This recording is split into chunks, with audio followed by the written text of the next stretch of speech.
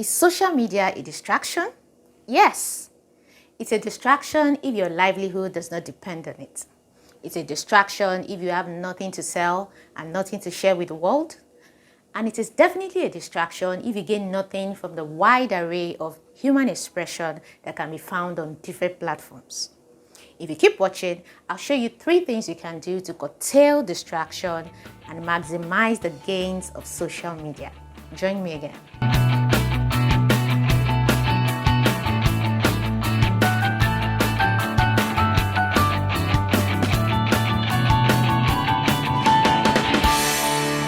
Hello again, welcome to my channel. If it's your first time watching, it's such a pleasure to have you.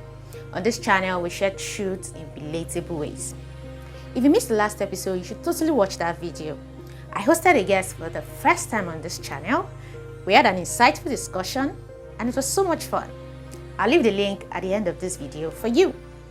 Today, it's time to talk about social media.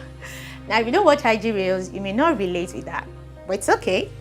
Let's talk about social media. Now, even if you're not a social media manager, a creator, or a business person, in which case your livelihood may depend on social media, you must have something, your opinion, your thoughts, your gifts and abilities that you can contribute to this great pool of human expression.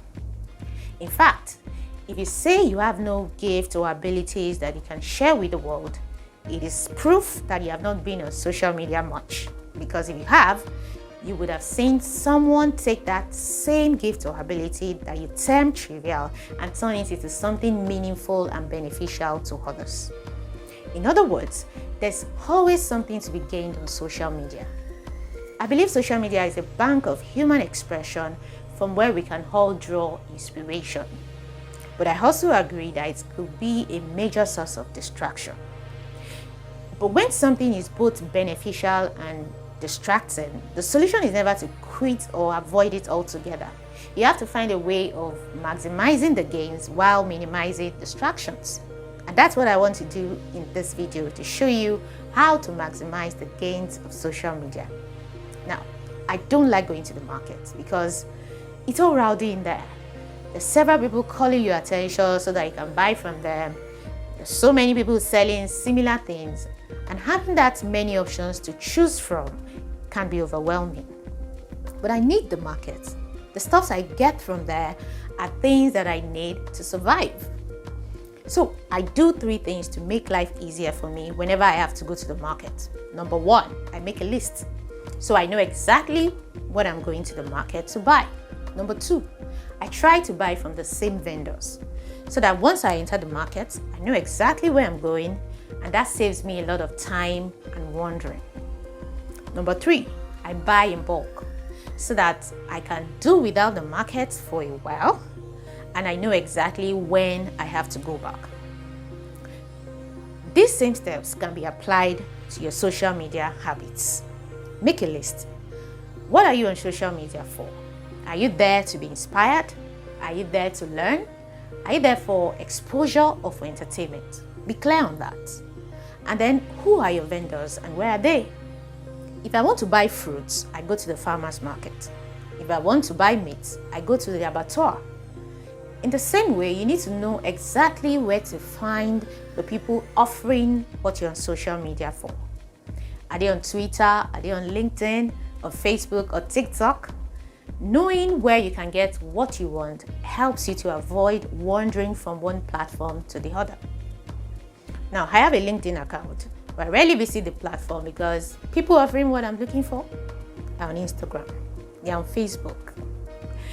Then, just like you don't dash to the market anytime, don't make it an habit to dash to social media anytime just because it's a click away. Have a fixed schedule and determine how frequently you want to visit different platforms.